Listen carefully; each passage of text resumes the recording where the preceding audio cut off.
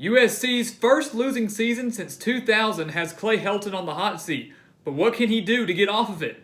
Find out here on the Gridiron Expert.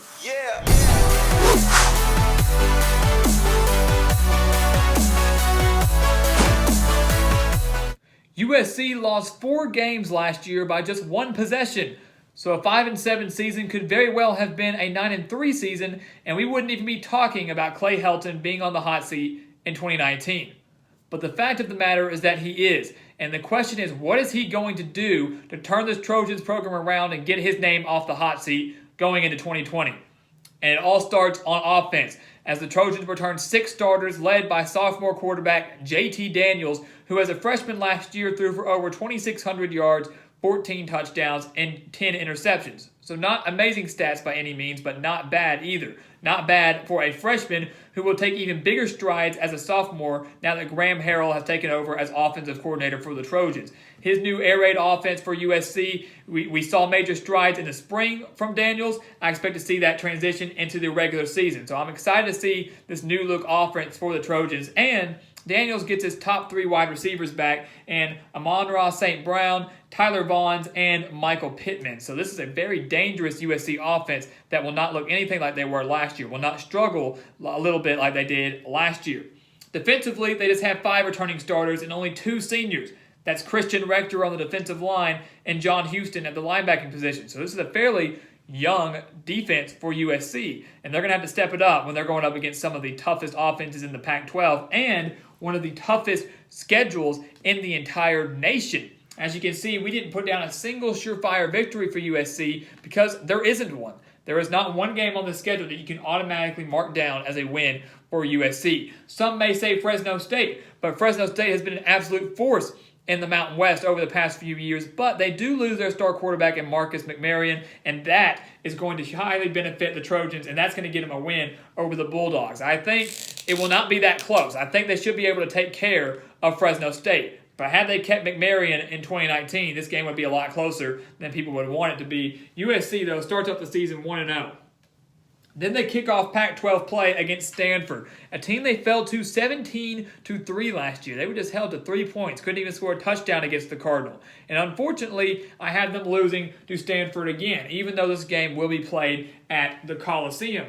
Stanford's going to be led by KJ Costello at the quarterback position, and I think he will truly test this USC secondary. We talked about they only have 2 seniors there, and I'm not saying that's going to, just because they have 2 seniors, that means the defense is bad, but this is a Stanford team that will have a pass-happy attack and will be passing it a lot more because they do lose Bryce Love at running back. And although he was somewhat of a non-factor in 2018, that threat of him being there was difficult for any defense to go up against. So I feel like USC will lose this game at home to Stanford. You've seen some classic games between these two. I expect it to be better than the 17-3 game we saw last year, but the Cardinals are able to come on the road and get a win over USC in the Coliseum. And people will be calling for Clay Helton's head. They got to be patient. They got to give him a little while longer.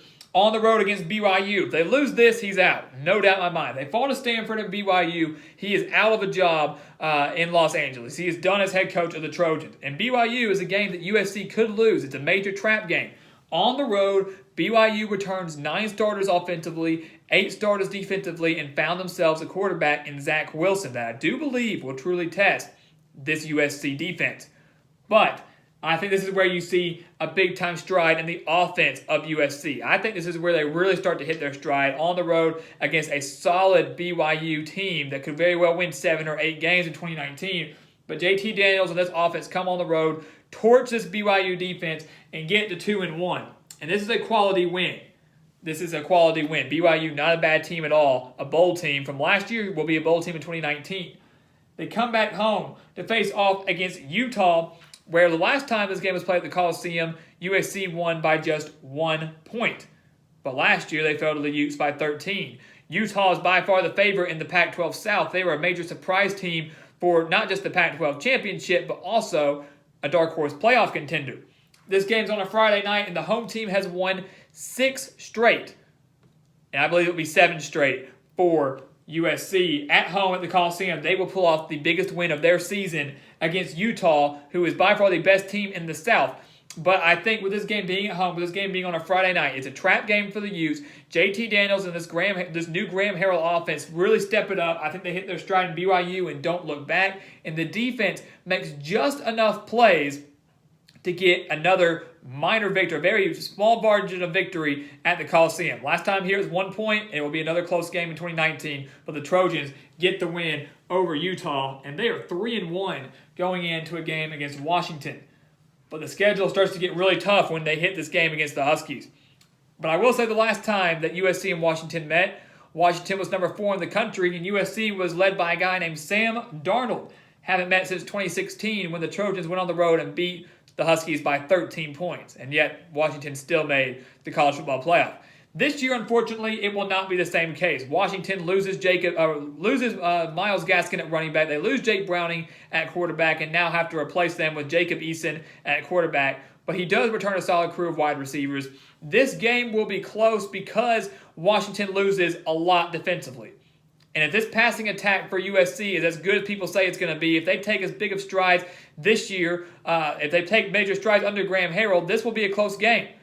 But home field advantage and more consistency, more veterans on the offensive side of the ball for Washington get the Huskies the win. USC falls to the Huskies. They are 3-2 going into their bye week. They are 3-3 after their bye week, falling on the road to Notre Dame. Last time they visited South Bend, I believe they lost. It was 49-14 to the Fighting Irish, and they fell last year as well, 24-17. Gave them a fight at the Coliseum. But Notre Dame returns Ian Book and plenty of starters across the board. I know they lost a handful as well, and many people aren't pegging them as a college football playoff team like they were last year.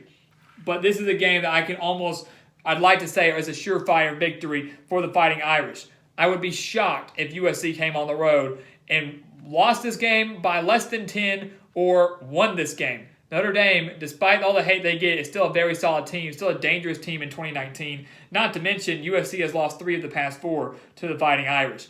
So Ian Book, I think, has a big night at home. Even though USC's rested, they fall to their rival in the Fighting Irish, but do bounce back and beat Arizona, a team that is going to be in year 2 under Kevin Sumlin. Khalil Tate at quarterback, J.J. Taylor at running back, and a defense that returns 8 starters. But after back-to-back losses, I think they do come back and beat the Wildcats. I think, I said the defense is one that doesn't get enough attention, and I truly do believe that, but it's not going to be enough to shut down this team. And the defense by October 19th for USC, I think will have worked anything out that they need, will slowly improve week after week after week, and they own the benefit of facing off against some tough teams early on. They beat the Wildcats, and they do beat Colorado on the road, who will be led by Mel Tucker, a brand new head coach for the Buffaloes, have a good quarterback in Steven Montez and Laviska Shenault, but the defense for Colorado is going to be bad, in my opinion. Mel Tucker, a defensive-minded coach, he'll get there with the Buffaloes, no doubt in my mind, just not in 2019. Even those games on the road, USC should take care of business before they come back home in November. They're sitting here already with 5 wins. So they just need 1 more to go to bowl eligibility. Unfortunately, bowl eligibility will not be clinched on November 2nd against Oregon, who is by far probably the best team in the Pac-12. Whether or not they win the Pac-12, whether or not they even win the Pac-12 North remains to be seen when they face off against Washington in the regular season.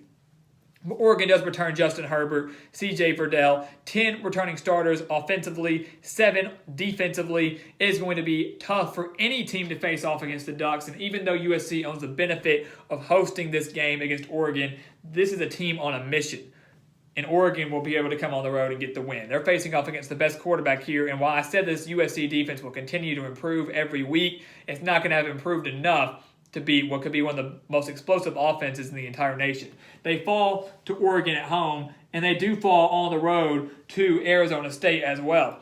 Last year, USC fell to the Sun Devils by just 3 points. That was one of those one-possession games we talked about, 38-35. But the desert at Arizona State is an extremely difficult place to play, and they will, even though they'll be led by a freshman quarterback more than likely, in Jaden Daniels, they have this guy named Eno Benjamin, one of the best running backs, if not the best running back in the entire Pac-12, and they're going up against a USC rush defense that allowed 165 yards per game last season. Eno Benjamin rushed for over 1,600 yards in 2018. I think he has a big day at home. They beat the Trojans, and it will not be by 3 points. It will be by a larger margin. Their final 2 games at California and UCLA, they need a win to get to bowl eligibility. By this point, who knows? Clay Helton could have been fired by now with just 5 wins with 2 games remaining. Well, that remains to be seen. But they go on the road against California, and USC fell to the Golden Bears 15-14 last year. Another one-possession game that we talked about. But California boasts one of the best defenses in the entire Pac-12, boasts one of the best secondaries in the entire nation.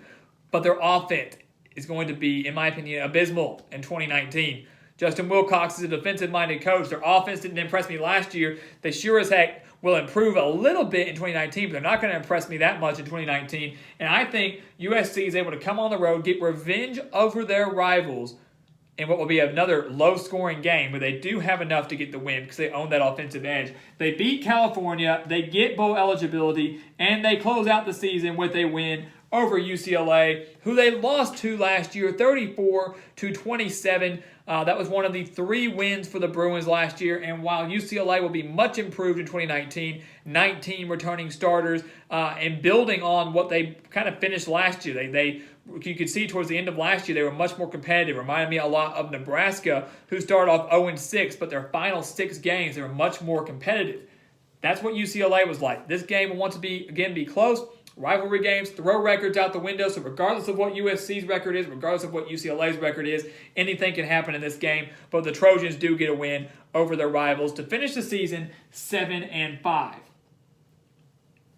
And that's coming off a 5-7 record. So that's a 2-game improvement from 2018 to 2019. Now the question is that good enough to keep Clay Helton in Los Angeles? And the answer, in my opinion, is no.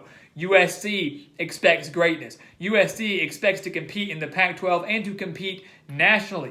7-5 is not going to do it. I didn't think they gave Clay Helton long enough. I think after 2 great years with the likes of Sam Darnold, I think they had a 10-win season and an 11-win season. Last year was 1 losing season. They're ready to get rid of him. 7-5 probably will do the job, and there's a good chance, if this is the way things shape out, that Clay Helton could be gone before the finale against UCLA. But that all remains to be seen. I know USC fans, if they do get rid of Helton, everybody's going to be wanting Urban Meyer, to come be the next head coach of the USC Trojans. So guys, as always, thank you for watching. Go check us out on Twitter at Gridiron Expert, as well as Instagram at Gridiron Expert. And check out our official website, thegridironexpert.com. Sign up for our newsletter, and especially sign up for our expert picks. For just $30, you will get every single one of our 2019 college football spread picks, including the postseason. And I can promise you it's a deal and an opportunity you do not want to pass up. So go join our team and sign up today only at thegridironexpert.com. And guys, as always, thank you for watching us here on YouTube. Please continue to like, comment, and subscribe. And we will see you next time on The Gridiron Expert.